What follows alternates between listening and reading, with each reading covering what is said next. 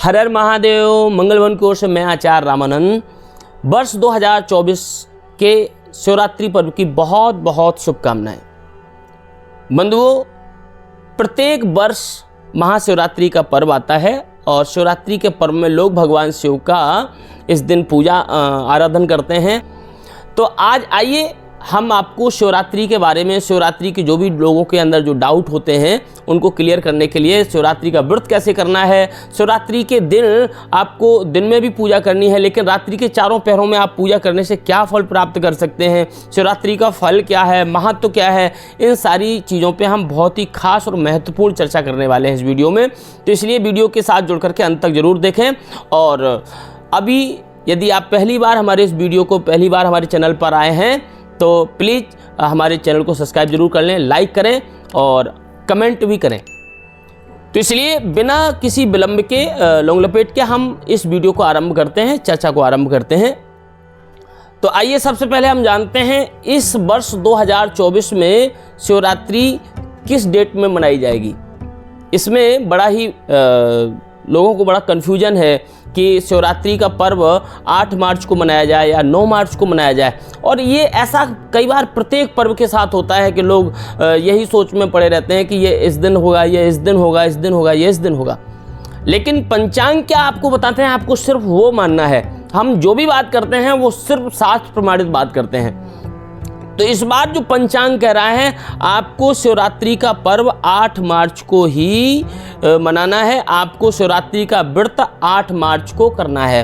वैसे बहुत सारे पर्वों के लिए हम उदया तिथि को देखते हैं, उदया तिथि मान्य होती है, लेकिन इस पर्व में जो पूजा आराधन होती है वो सर्वश्रेष्ठ पूजा का जो काल होता है वो रात्रि के चारों पहर होते हैं। तो रात्रि काल में आपको शिवरात्रि चतुर्दशी तिथि मिलना बहुत आवश्यक होती है।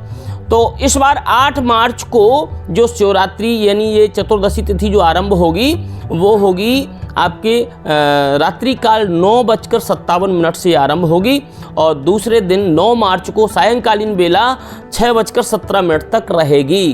तो 9 मार्च को तो रात्रि काल में चतुर्दशी ही नहीं होगी तो आप पूजा कैसे करेंगे। तो इसलिए आपको 8 मार्च को ही इस व्रत को लेकिन एक बात ध्यान रहे, शिवरात्रि के दिन व्रत 2 तरीके से लोग करते हैं। एक तो सुबह प्रातः स्नान आदि करके और आप भगवान शिव की पूजा करते हैं, पूरे दिन सुबह से ही व्रत को धारण कर लेते हैं। फिर दूसरे दिन सुबह स्नान आदि करके भगवान शिव की पूजा करके आप फिर व्रत का पारायण करते हैं।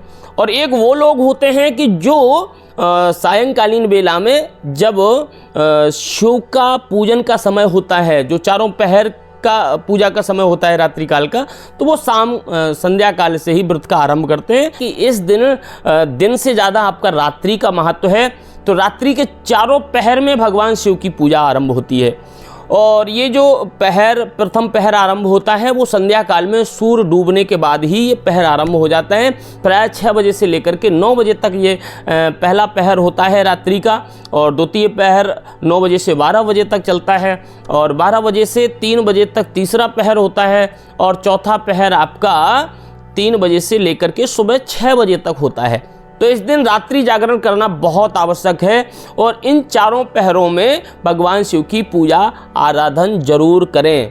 और वैसे तो भगवान शिव की पूजा आराधन में शिवजी का रुद्राभिषेक सबसे श्रेष्ठ माना जाता है, क्योंकि भगवान को अभिषेक बहुत प्रिय है।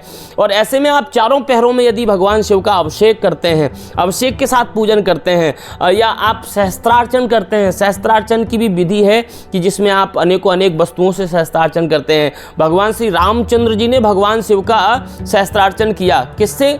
कमल के पुष्पों से। तो आप कमल के पुष्पों से भगवान शिव का सहस्त्रार्चन कर सकते हैं, अभिषेक कर सकते हैं। ये जो चारों पहर की पूजा होती है ये धर्म, अर्थ, काम, मोक्ष चारों पुरुषार्थों को सिद्ध करने वाली होती है। आपकी कैसी भी मनोकामना हो, और शिवरात्रि के दिन यदि आप रात्रि के चारों पहरों में भगवान शिव की पूजा अभिषेक करते हैं तो आपकी बड़ी से बड़ी मनोकामना पूरी हो जाती है। क्योंकि शास्त्रों में कहा गया है, भाव्यु मैट सके त्रिपुरारी, बड़े से बड़े कष्ट को, बड़े से बड़े संकट को दूर करने में अगर कोई सक्षम है तो वो भगवान शिव है। जो पूरी सृष्टि के उद्गाता भी हैं और पूरी सृष्टि को चलाने वाले भी हैं, पर पूरी सृष्टि को अपने में लय करने वाले भी हैं। ऐसे हैं भगवान शिव। और मित्रों यहाँ तक कहा गया है, कोट रुद्र संहिता में तो यहाँ तक कहा गया है तद्योद्भूता शिवलिंग, भगवान शिव का जो ज्योतिर्मय लिंग का जो प्राकट हुआ है वो शिवरात्रि को ही हुआ है। इसलिए इस दिन की गई पूजा आराधना आपको सर्वोत्कृष्ट फल देने वाली है। तो इसलिए शिवरात्रि व्रत में आप बिल्कुल मत चूकिए, इस दिन आप व्रत करिए, व्रत के साथ भगवान शिव की पूजा आराधना करिए और चारों पहर में, रात्रि के चारों पहर में भगवान शिव का अभिषेक, मंत्र जाप जो भी आप कर सकते हैं वो करिए। वैसे तो मंगल भवन ने एक बड़ा छोटा प्रयास आपकी पूजा को सफल बनाने के लिए, कई बार आपको पता ही नहीं होता है कि पूजा में सामग्री क्या चाहिए, आप क्या करते हैं, तो हमने एक किट तैयार की है और इस किट के अंदर जो भगवान शिव की पूजा का सामान होता है और जो रुद्राभिषेक का सामान होता है वो सारा सामान होता है इसमें। और इस किट में जो भी सामान है वो बड़ी पवित्रता, क्योंकि आपकी श्रद्धा को देखते हुए हमने पवित्रता का बड़ा ध्यान रखा है।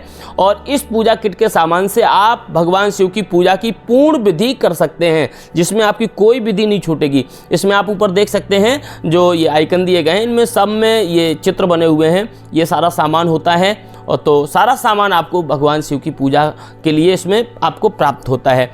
तो आपके पास यदि कोई सामान नहीं है तो आप हमारे यहाँ से ये किट भी ले सकते हैं, इस किट के द्वारा भी आप भगवान शिव की पूजा कर सकते हैं। तो आइए, अर्थ धर्म काम मोक्ष चारों को देने वाली ये शिवरात्रि है। शिवरात्रि की रात्रि में ये भगवान शिव की पूजा से प्रथम पहर में जब आप रुद्राभिषेक करते हैं तो प्रथम पहर में आपको अभिषेक करना है दूध, दही, घी, शहद, पंचामृत आदि से। आप जब अभिषेक करते हैं तो ये धर्म को देने वाले हैं। प्रथम पहर में की गई पूजा आपके धर्म को बढ़ाती है, आपकी रुचि धर्म के प्रति बढ़ाती है, आपकी स्पिरिचुअलिटी में बहुत ज़्यादा इंटरेस्ट होता है और इससे आपका धर्म बढ़ता है और धर्म जीवन में बहुत आवश्यक है।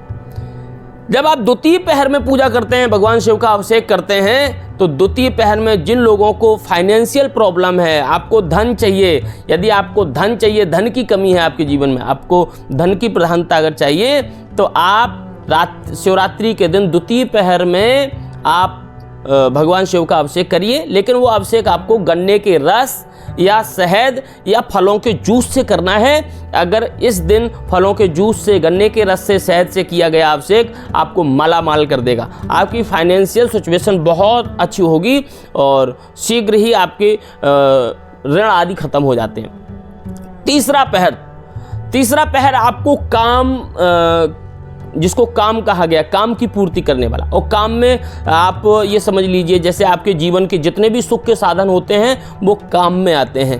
तो आप अपने जीवन की जो भी पूर्ति करना चाहते हैं, मनोकामनाओं की पूर्ति करना चाहते हैं, आपके मन में जो भी मनोकामना है उसको लेकर के आप रात्रि के तृतीय पहर में जब आप अभिषेक करते हैं तो इस समय अभिषेक करना है आपको सर्व औषधि के जल से या कुश के जल से या इत्र डाल करके आप जल से करिए। इससे आपके रोग आदि भी नष्ट होते हैं और रोग के साथ साथ यदि कोई आपके ऊपर कोई काला जादू या कोई कराया कर रहा है, कुछ आपके नेगेटिविटी के कारण आप परेशान हैं, तो ये भी आपकी समाप्त हो जाती है और आपके सारे मनोरथ पूर्ण होते हैं। चतुर्थ पहर जो होता है, जो बिल्कुल प्रायः सुबह होता है, प्रातः में रहता है, तो ये मोक्ष को देने वाला है। मोक्ष के लिए आपको गंगा जल से भगवान शिव का अभिषेक करना है और गंगा जल में चंदन आदि इत्यादि का भी आप उसमें मिश्रण करके आप कर सकते हैं, जिससे आपकी परम गति की प्राप्ति होती है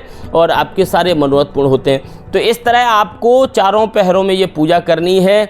इसके बाद दूसरे दिन आपको दोपहर का एक समय मिलता है जो 3:28 तक समय रहेगा, जिसमें आप 9 तारीख को पारायण कर सकते हैं। और पारायण के दिन आपको प्रातः स्नान आदि करके, भगवान शिव का पूजन करके, स्तवन करके, फिर आपको किसी ब्राह्मण या कन्याओं को भोजन करवाना चाहिए और इसके बाद फिर उनके द्वारा दिया गया प्रसाद लेकर के फिर आपको उसके साथ पारायण करना चाहिए।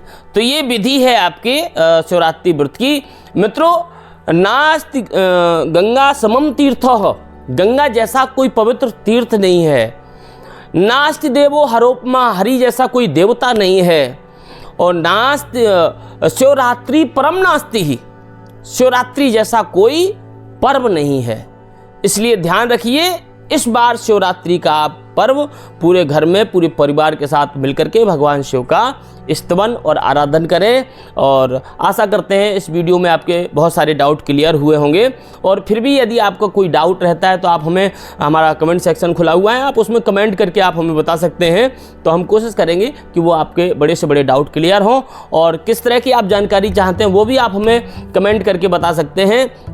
मंगल वन परिवार लगातार निरंतर आपके जीवन में मंगल करने के लिए, आपकी प्रत्येक पूजा पाठ को शुभ बनाने के लिए हम निरंतर आपके साथ जुड़ करके प्रयास करते हैं। तो आइए हमारे साथ जुड़िए और हम सब मिल करके इस संस्कृति को आगे बढ़ाएंगे। तो इसके लिए आप एक दूसरे का साथ तो देना पड़ेगा। तो आइए अगले वीडियो में फिर मुलाकात होगी। तब तक के लिए जय श्री राधे, जय श्री श्याम, ओम नमः शिवाय।